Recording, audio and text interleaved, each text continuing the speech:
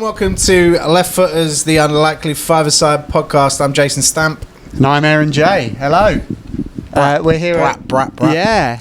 You sounded awfully edgy when you. I went edgy. In my midlife crisis t-shirt. One of many. I've got two hip-hop related items of clothing, and both of which are the only items of clothing my wife goes, "What are you doing? Don't do that." Yeah, fair play. So we're here, Town and Gown in Cambridge, just before another sellout show for Big Deal Comedy. Every other Friday at Town and Gown, Cambridge. Yeah, beautiful venue. Obviously, I don't know when this is going out, so Fringe Festival, 26th of May. Yeah, where we both have shows. It's going out literally the Saturday. Cool. Yeah, so come see us tomorrow. Aaron's got a show at 3, I've got one at 6. Come see us talk about comedy and Dion Dublin's cock. Yeah, 100%. That's not the show, that's just us hanging around. I'm not even using a microphone, I'm just using a plasticine model. So this week we've looked at the Premier League, we've looked at the Championship, we've looked at the SPL. We're now going to delve a little bit lower into the realms of non-league. So we are going to pick 5 random players that have played at a non-league level at some point. This was a voyage of discovery for me. Not a big non-league supporter. Hands up, I do apologise for that. But yeah, I've gone and looked into it, and then I've done what all good non-league fans should do. I've gone with the names I recognised and picked those for my team. Good. Do you want to start? I don't know what you've got. Do you want to start, or do you want me to go first? You go first. I'm interested. So goalkeeper, I went with Carlisle legend Jimmy Glass. Yeah. Who ended up in non-league for Kingstonian, lose, Weymouth. I had to check that. But yeah, his big claim to fame is obviously stopping a club from dropping into non-league the last day of the season by coming up for a corner and scoring a volley and sending the Carlisle fans crazy. So yeah, with the last kick of the game pretty much. And that was his claim to fame. But yeah, I went on to see the other thing as well. I saw he started in like 88, finished in 2004, and he played like 169 games or something like that. Yeah, what a number 2.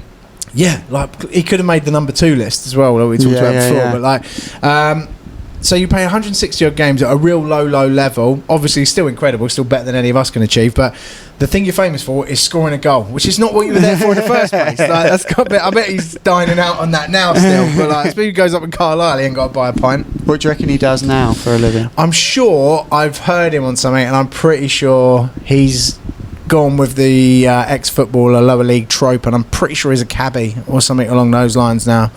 He's got to be a glazer, surely. His surname's Glass. Jimmy Glass. No, he's actually a henchman for a mob. He's Jimmy the Glass. So, yeah. His weapon of choice is Dion Dublin's dick. So I also did a bit of research on this one. Well done. Yeah, I had to. You've done more than me. This is brilliant. I had to. You watch non-league football, I don't, so I had to do research. His goal was selected as the 72nd greatest sporting moment. I don't know on what, but 72nd out of every sporting moment in the history of time is pretty good. That's such an insult to anyone below him in that list. Yeah. Nothing else counts. The boots he was wearing were donated to the National Football Museum. And then shortly after was donated to British Heart Foundation or whatever. But like, I'd imagine for that day, it was a proud day for him and the rest of that cabbie firm. If nothing else, they all said they'd go and support him, but they knew there'd be a few people needing to lift home after the ceremony. So it all worked out for everybody, really. But yeah, Jimmy Glass, that is my my goalkeeper, Carlisle hero from 1999. Legend. Nice. I have gone for Wayne Shaw. Oh, what, the pie-eating guy? Yeah. Famous for being Sutton's number 2 goalkeeper / goalkeeper coach, and he ate a pie live on TV when they played in the FA Cup. Yeah, and then brought disgrace on himself and had to leave. Why have you brought this up? Why are you raking up old wounds? Look, I love gambling as much as the next person. There were odds on him eating a pie. He decided to eat a pie. Yeah, because there was money paid for him to eat a pie. I do feel like the pie was a likely outcome either way. I don't know why Betfred, whoever. Look at the size of it. Yeah, he's not getting on. Like, exactly. I don't know why anybody's gone, we should put a bit of a sweetener on him eating a pie. Just put the pie in front of him. Yeah. Like in one of those fields. Just leave it on the windowsill cooling. No way, man. Oh, big Wayne Shaw. The brand new goalie gloves. No, it's like, have you ever seen Matilda, where the fat lad eats the chocolate cake? Yeah. It's like that, but with a Frey banter. Yeah, it's a good shout. I mean, I don't know if anybody's ever seen him in goal, but we all know he ate it. Look at the very much so. Mate, come on. Famous for different reasons, but not necessarily goalkeeping. Both are keepers. Yeah, one for yeah. scoring a goal and one for eating a pie. Yeah, that's exactly not sure what we what want. the bigger achievement is. Five-a-side goals are notoriously small and is a big boy. Yeah, Jesus. Yeah, I think you've got that one sewn up, to be honest. 100%, mate. Yeah, Wayne Shaw I've gone for as the goalkeeper. Great shout. Who have you gone for at the back? I went for Danny Fox. Yeah. Yeah, who was a league player for a long time. Yeah, he was. Australian, I believe. I've punted that from somewhere. And again, 400 odd games, but a bit of a journeyman in 100 of them were for Forest and 100 were for Walsall, and the other 200 were split over about 9 clubs. I tried to find an interesting fact about him. There aren't any. Mm-hmm. But he now plays for Winsford Town in Cheshire League 2. Cheshire League 2, Cheshire not even League the 2, Prem. not Cheshire Prem. No, Cheshire Champions League, no, Cheshire League 2. So I don't even know where that. I mean, if Town and Gown had a team, I'd imagine they could come up against them. It's one of those things. So again, first defender I found, and I'd heard of him. So there we go. Okay, fair play. I've gone for Carlos Edwards. Sunderland, Ipswich. Yeah. Trinidad and Tobago International. Yeah. He's played in a World Cup, so it only makes sense that he ended up playing for Bury St Edmunds. Yeah, over Bury St Edmunds. He was there for a long while. He was so drawn to Ipswich, he didn't want to leave the Suffolk area. Yeah, pretty much. Became a family man. Played fullback for Bury St Edmunds for a while. Went to Hadley as well. He was at Woodbridge before Bury. It's God, very interesting. When you said Bury St Edmunds, you're like, oh, you can't get much lower than that. And then you brought out Hadley. Hadley, and yeah. Like, I mean, you've gigged in Hadley. Hadley, yeah. I mean, you wouldn't get five-a-side in Hadley. No, all five, they were all at the comedy night. Exactly. Yeah, it's interesting because I've been to watch Bury quite a lot over the last few years, and Carlos Edwards was playing in a lot of those games. And I'm just checking that I've put the mic on at the same level. There we go. Leaving that in. I ain't cutting that out. Don't cut anything. And yeah, Carlos was playing. But then you're looking at someone who isn't a professional footballer getting absolutely bodied by a bloke in his 40s that has played in a World Cup. Like, it isn't fair. That's the thing. Like, as much as we joke about lower league and non-league play, they're still at a level that, like, your average person can't get to. Like, it levels up and levels up and levels up, obviously. But, like, everyone, the guys that are in a stadium thinking they can definitely do it. I could do that. I'm better than him. Right? You're not. Like, you're just not. Because most of them have got a background and education in it. And like Carlos Edwards, Teddy Sheringham was the same thing. He couldn't fucking move. He wasn't quick, but like they're that intelligent. They've got that much experience at any kind of level. And Carlos Edwards was at top-ish level, Championship, lower end, Premier League for a bit. Was it Sunderland when they went up? I think he was with Roy Keane. I think it was a Roy Keane signing. I think that's where the link is. Yeah, I mean, you talk about Teddy Sheringham. We had him at Colchester. That was his last year, and our gates were sort of quite high. And like when they announce the person, like the players before the game, they'd announce Teddy Sheringham, and it'd be like the Beatles. Like, it would just be middle-aged women screaming, like, "Oh my God, it's Teddy Sheringham!" Yeah, but I haven't picked Teddy Sheringham. I've picked Carlos Edwards. So Carlos Edwards. Yeah, that's a good pick. It's a good pick. So he's your defender. Yeah, cool. You must have some attacking talent going on. Right, so midfield, I've gone with Jordan Ibe. Ebbsfleet. Yeah, seen that? £15 million he went to Bournemouth for. Yeah. I just think this one is a bit of a different one. I know we take the piss out of these people for dropping down, but I understand he's had a lot of mental health issues and things like that. So I actually think it's just incredible he's got himself back into playing. And whether he finds a level or not, but if he's found... Because it just gets to show, like, the money and all the rest of it. Not to get deep. We will talk about Cox in a bit. Just hold tight. Right, but, like... not to get deep, but if you can just find what makes you happy again. Whereas he was obviously earning a lot of money, he's a big team. He played over like nearly 130 games in the Premier League. Was the next big thing. Although Bournemouth do have a habit of paying a lot of money for young Liverpool players that don't go on to do a great deal. Like Dominic Solanke. Yeah, I mean, that was just like they waited it out and eventually they couldn't afford not to. They'd chucked so much money into the situation. You know, and after Jordan Ibe, but I think this one. He had a bit about him as well. He looked like he could be a player, and he came through really young, didn't he? Was he at Derby as well? Yes. I think that was towards the end. I think that was he went there after. That's what pushed him over. Was it Lampard that had him? Possibly, yeah. It was that round about that time when the Wolves started caving in, weren't it? But I just think it just goes to show, doesn't matter about money, this, that, the other. Everyone's like, oh, you're rich, you're a footballer, you can't have a problem. Of course you can have problems, especially when you work 2-3 hours a day. And you got all your own time. I was saying about you, like, did these gigs on the cruises and stuff like that. It's all very well going talking for 45 minutes in the evening, but it's a lot of time on your own. And even if you're good on your own, it does become quite isolating. Like, Jess phoned me one evening, that's my wife. She phones me one evening and she's like, you're not very chatty. And I was like, do you know what, it's 10 minutes in, it was the longest conversation I'd had without holding a microphone that week. And it's like, because, so I can only imagine what it's like. What did you do after that? Just buy a microphone to talk to her on the phone with? I did that. That's all I did all week. So you're going to order a coffee, I was holding a microphone. How else are they going to know it's me? On the poster, I'm holding a microphone. I need them to know who it is. Were you holding a microphone? Is that one? Were you doing that? Is that where I'm doing that? Oh, right. I thought you were doing like a classic, like you were a Michael Bublé tribute act. That's what and you've it would got one look of like. those old school microphones, and it's you belting. Exactly like that. My favourite comedy. You'll like see Mr. this. Kennedy from Anybody WWE. who does comedy will know as well. I said this to you a little while ago, I think. So if anybody's promo shot shows them looking confused by a microphone, they're new or they're shit. Oh, don't know how to use it. Oh. Or if you go to a comedy night and they've got a selection of different things on the poster, red curtains. Yeah. The old school 50s Bublé mic. Yeah, from a jazz club or whatever. A couple of the acts' names are spelt wrong. Yeah. Classic. And tickets can be bought at the bar. Yeah, tickets can be bought at the bar. We don't believe in the internet around here. Raising money for. Yeah. Is usually an indicator. Barry needs a new hip. Well, I'm sure that 40 quid's going to go a long way. Just to clarify that, it's never a recognised charity. It is, Barry's divorce. It's not the RNLI, it's the RILM. It wasn't a typo. It was a tax break. Yeah. So, Sorry, comedy promoters.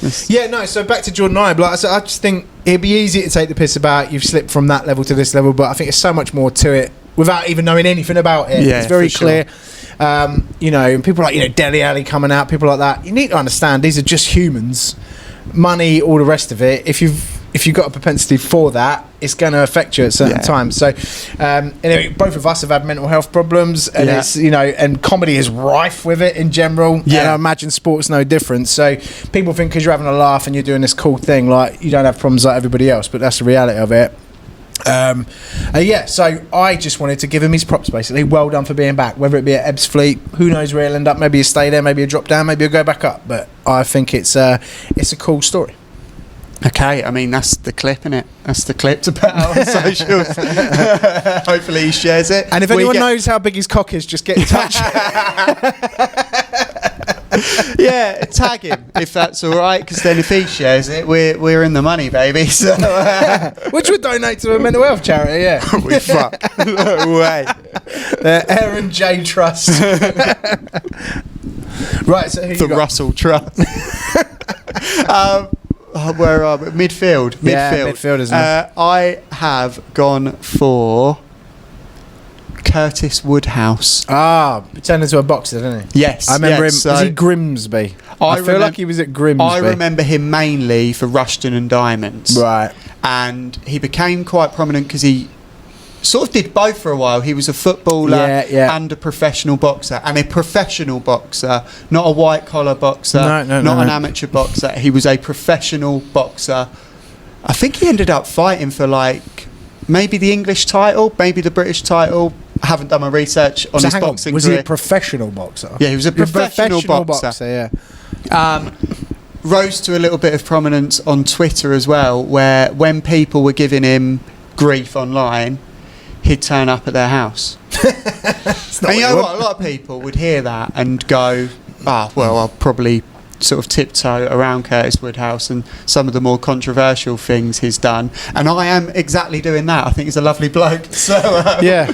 What is your new address? You're moving, are you? Yeah. I mean, we mentioned Town and Gown. He could just turn up on a Friday and Is that why you're moving? Have you been slagging off Curtis Woodhouse on the No, internet? I've never done that. Have you ever, like... given anyone grief online? Do you know what, the only thing I did, do you remember when England were in the Euros? I only ever went on Twitter very briefly, and I couldn't work it, basically. But you know, England were in the Euros and we went out to Iceland, and they had Harry Kane taking corners. Yeah. I put... Harry Kane's delivery is so shit he should get a job with Parcel Force, right? And they retweeted it and said, you want to have a word with DHL, and tagged them in it. And then they started having an argument over their delivery rates, which I thought was amazing. But that's the only time I'd ever done it.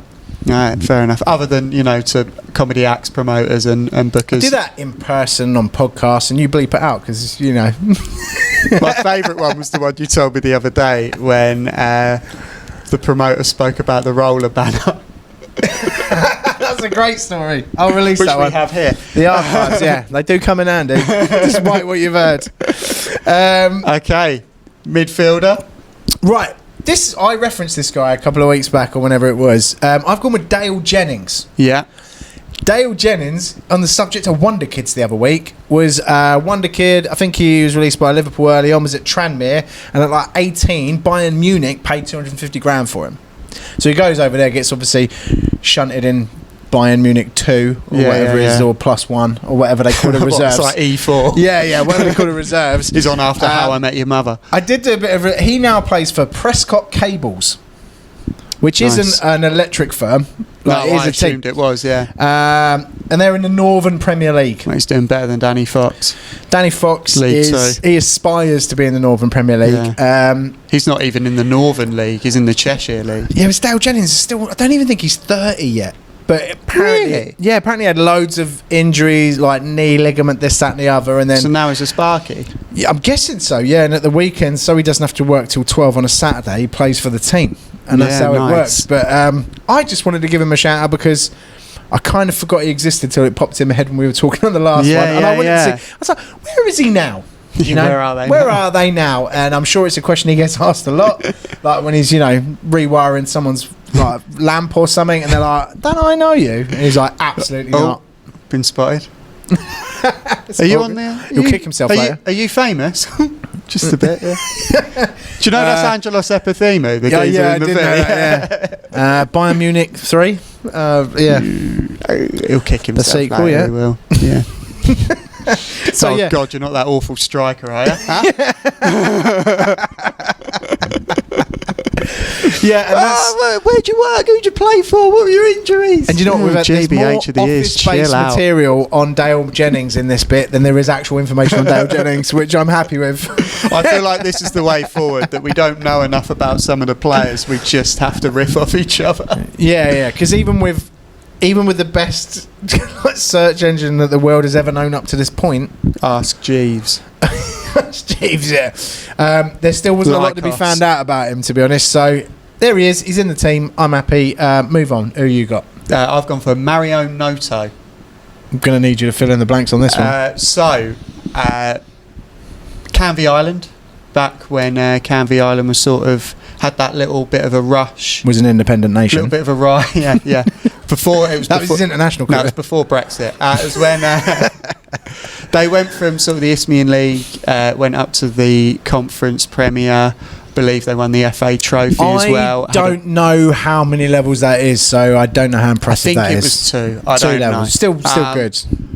But Mario Noto was there sort of towards the tail end of that boom. Just to grab the last bit. I don't know. My brother was going to watch him quite a lot because we have a family friend that played for Canvey Island. Mario Noto, don't know whether this will shock you, is an Italian man. What? Either that or he's a plumber. He's an Italian man, right? Now, we're here in Cambridge. Is he the one who always hangs out with his brother and that princess? and that dragon. That's just him knocking about in Canvey Island. Yeah. So, we're here, Big Deal Comedy in Cambridge. Cambridge, obviously famous for its intellect around the local community. Canvey Island, not as famous for it. Not as famous. Not to say it isn't famous. They love Mario Noto. And used to support him and his Italian heritage, and they did that by waving a Mexico flag whenever he played. Well, people, maybe they had one from holiday, and they're like, "Well, it's basically the same thing." No, I think they were not very clever. Trying to give them a way out there. But yeah, who's got money for flags? By all accounts, cost of living crisis. Bit Who's of got a money flair for player. Don't know enough about him to really talk about him as a footballer. I think that's pretty fair on a non-league episode. But I do know that story, and I remember finding that story hilarious at the time, and I was about 10. So I've stuck to it. So yeah, Mario Noto. Fair play. Up front, I've gone Soccer AM Showboat King Lee Trundle. Who is still playing now. Yeah. At 48, I think he is. He's at Mumbles Rangers. Rangers. Nice work. Thank you. Nice work. Thank you very much. You are still the wonder kid. You know, baby. Yeah. Lee Trundle was that last gig I did. Everyone looked at me like I was the weirdest person ever. Where were you? Canvey Island? No. It was Dereham. Dereham. I did Dereham and Norwich in the same night. I did a double. Yeah. And it was lovely. But I knew very early on I couldn't say anything remotely post-millennium because they wouldn't have known what I said. Like I've tried working in a joke where Andrew Tate is a part of the setup, and I just know. Yeah, it's not going to happen. They don't know who Andrew Castle is. I mean, he won Wimbledon in the 80s. So. He didn't win fuck all. Behave. He's a ball Presented boy. GMTV. He was a ball boy. Yeah, I do find it. Like we had that Ware gig. Where? I was waiting for you to say it. A Ware gig in Hertfordshire on Saturday with obviously a couple of TV names. Yeah. And it did make me wonder. Like, if you're a comedian, then you get known for something else. Yeah. Is there a bit of a gift and a curse with that? Well, it depends what that something is. Yeah, true. There are certain ones that are now not allowed to do comedy because of what they're now famous for. Oh, right. Yeah, all right. That's I didn't not mean what that. I'm talking but about. Yeah. I'm talking about the act we had who's gained national popularity for being on a ITV quiz show. Yeah. But it was a very good stand-up and was a long time before he did that, right? Mm-hmm. Then we get, within minutes, so the doors open at 7, 8 o'clock start. Pretty standard fare for most of these things. Open the doors a little bit early. 2 minutes to 7, a man walks in. I bet did he have a cardigan and a checkered shirt? Yeah, that goes without saying, yeah. And then what happened there at that point? Oh, sorry. That's all right. Yeah, so that goes without saying that he had a cardigan and all the rest of it, and a bus timetable in his hand. And at that point, what happened was he immediately emails the Big Deal account and says, I feel like somebody's dropped the ball here. I'm here at 7 and it isn't starting till 8. So he thinks it's like Sky Plus, you just press play when you arrive. Yeah. And given the quiz show this person's quite famous for, I felt like I'm pretty confident I know who you're here to see. Yeah. And then I saw him sit with a face like thunder because this particular act opened the night, then left, and he sat there, probably want to get his money's worth, but I don't think he laughed the rest of the night. Yeah. Fair play. Yeah, I mean, why would you? Why would you? Just one of the best lineups in the country that night. Do you know what I mean? Why would you laugh? And me, I was there as well. You keeping it all together. Yep. But anyway, so yeah, I feel your pain, mate. I feel your pain. And bearing in mind, you had people write and talk about how good the middle act was. It's quite funny that he Do you know what? The only wanted to see. The opening act turned up and said, "Is it just me and the closer?" And I said, "No, we've got such and such in the middle." And he was like, "On the same lineup." And he's like one of the draws, the big ticket act. He's like, we're on the same. And he goes, I'm fucking glad I'm not following her. Yeah. Like that. And then when the headliner turned up, he sees the middle and he was like, fuck, have you just been on? She's yeah. Like that. And absolutely murdered it. Yeah. Like, murdered it. Ninia Benjamin, give her a... Honestly, Absolutely insane. What Brilliant. a lineup that was. Anyway, let's talk about Lee Trundle. Lee Trundle was the middle spot on Saturday. Now, Lee Trundle was known for his skills. So he started off at somewhere, Wrexham. I know he was at Wrexham. He was at Real before, wasn't he? Real, right. Wrexham, knocked around Wales a bit. Swansea, Preston, I think, at some point. Yeah, Bristol City. Bristol City, that's the one.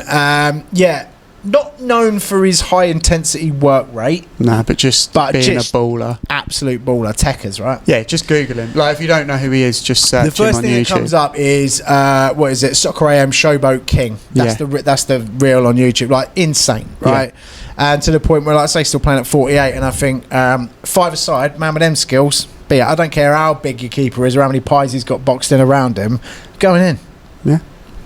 Yeah, I'm happy. Yeah, happy. Big fan of that. Well Lee done. Trundle, good man. Okay, I've gone for... Big up Mumbles Rangers. Very similar to what you've gone for with the goalkeeper. I want to know what their fans are like. Rangers. Rangers. Should we go to a Mumble Rangers game? You know, you see them guys who... Look, mate, if Mumble Rangers is up near, like, Liverpool, I ain't doing it. It's going to be Wales or something like that. You know when them people... do career mode on like Football Manager and they pick some like third division Cypriot team and then they go out and see them on their holiday. It's like, this is what we should do. What, we're going to go to Wales? Mumbles Rangers. Okay. Where do you want to go? Canvey Island? No, I've been. We could go down and Lee Trundle's still playing. Maybe we could meet the idol, the Soccer AM Showboat King. Get him on. Get him on, take it with us. I've gone for... What's all about you now? As my striker. Who you going with? Luke Steele. Luke Steele, he was the goalkeeper. Started off. He was at United. Yeah, he was at United. Done the rounds as a goalkeeper. I heard he's turned into a prolific non-league striker. Plays non-league as a striker. Yes.